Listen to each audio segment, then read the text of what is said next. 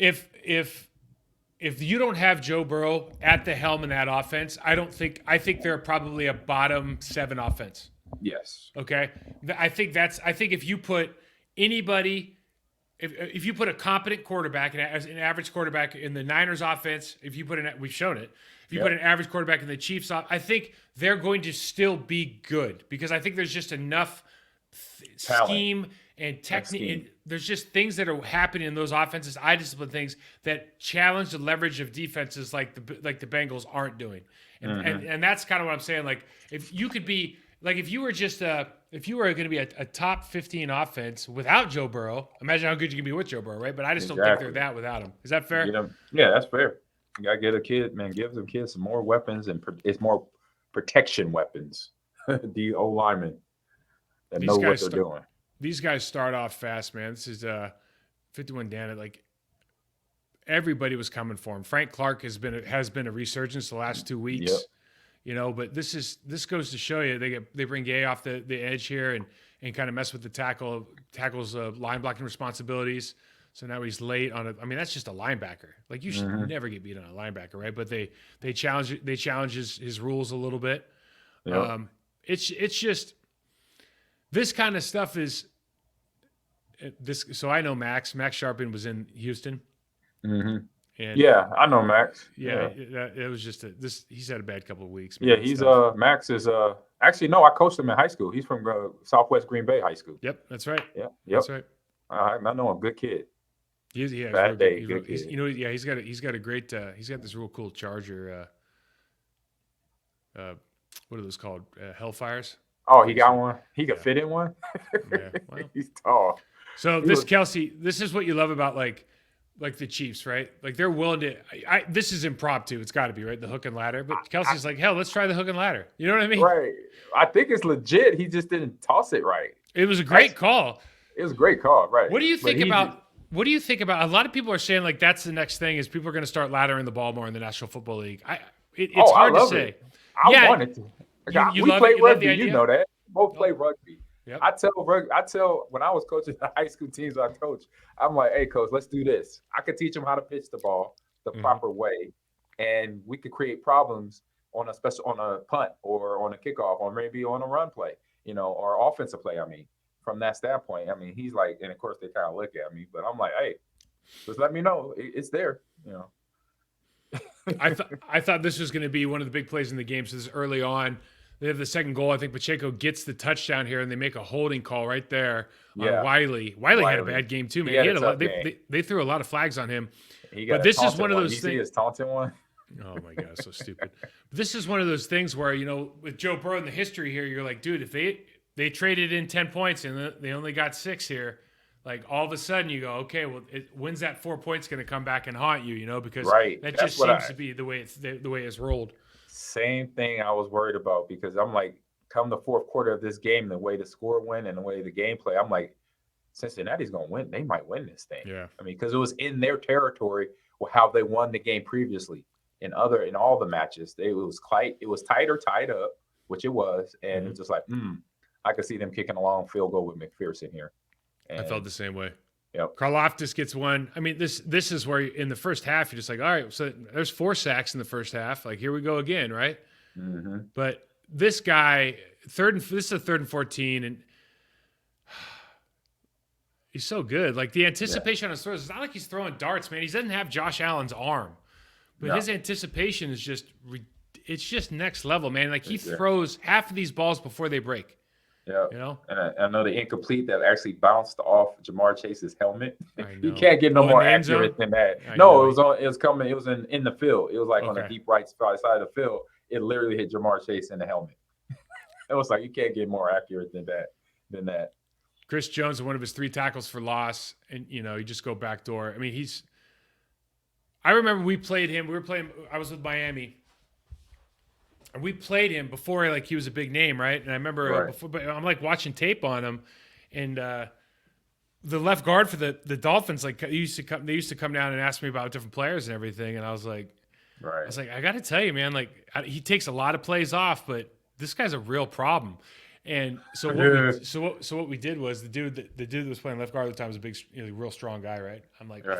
I think you should just like try to fight him, like as many times you could just like get him mad, so he's not Yeah. thinking about pass rushing. And like we got Chris Jones. This Ted was just in his grill all day, and he forgot that it was like pass rush time, and he was just trying to beat up Ted the whole game.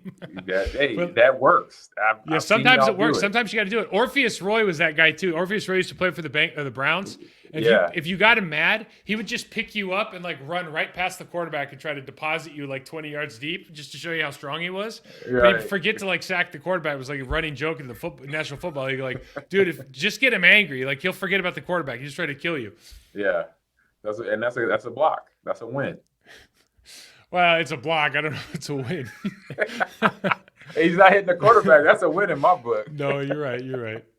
Kelsey gets his. Kelsey had a good game yesterday. Man, great awareness by him to break the route off. I mean, I'm not sure if it's designed or not, but him just being aware. He looked back, he peed back, he saw Pat scrambling to his right and just broke the route off. And he's a tall guy. He's going to create problems for any DB trying to cover him. So this is that first interception. And so they got the slide, they got the trips look, and you see he breaks inside here, right? So this is where it gets confusing because we don't have the end zone copy right now.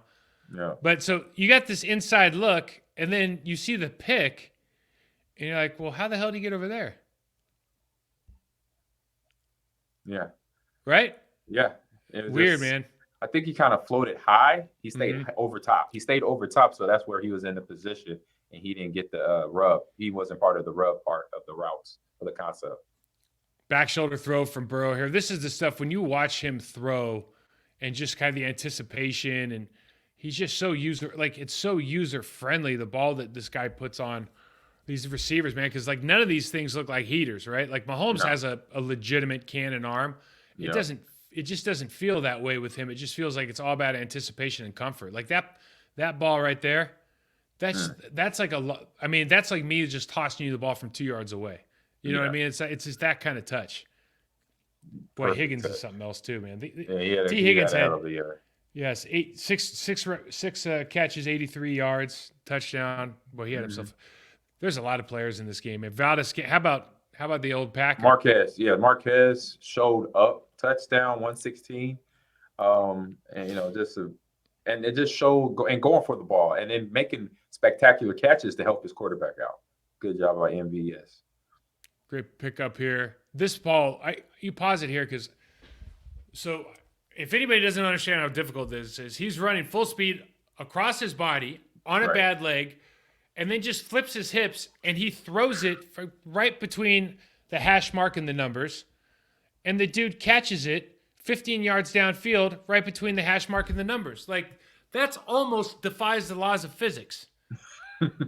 You know what I mean? Right. Like, because the ball's going to carry. Yeah, your momentum. The ball's still going to drift. That's why they don't want you to do it. Exactly. Packer fans know this from the Brett Favre pick in Minnesota when he was playing against the Saints for the NFC Championship, right? Like, you don't do this for a reason. The ball will carry because of momentum, and it didn't do that. It had enough velocity to stay straight on the line, basically.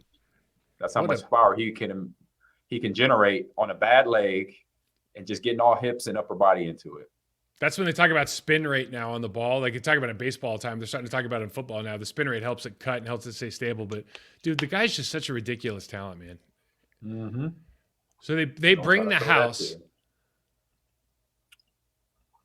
Simple play here. This is actually one of the plays of the game. Look, he sticks it out. I mean, that was good awareness by Marquez. Good job. I don't know if this is good awareness or something to get fired over if the ball gets knocked out of your hand. But it worked out, so it's great awareness. You know what I mean? Yeah, this is one of those Bill Belichick's, like, don't reach for the end zone ever. This is a hell of a play, though. This is a hell of a play. He'll be like, ever. Right. Don't try to do that ever. But it worked. Just the one time it worked.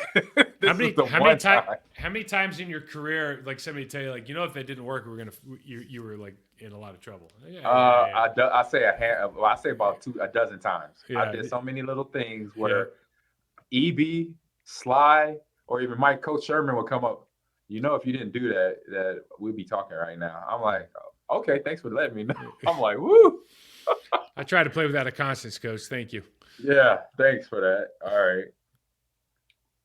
I think I got the end zone on this one. This touchdown to and this MBS, is man. another. This is actually super type moment. This is actually super interesting because his eyes are going to Kelsey actually first.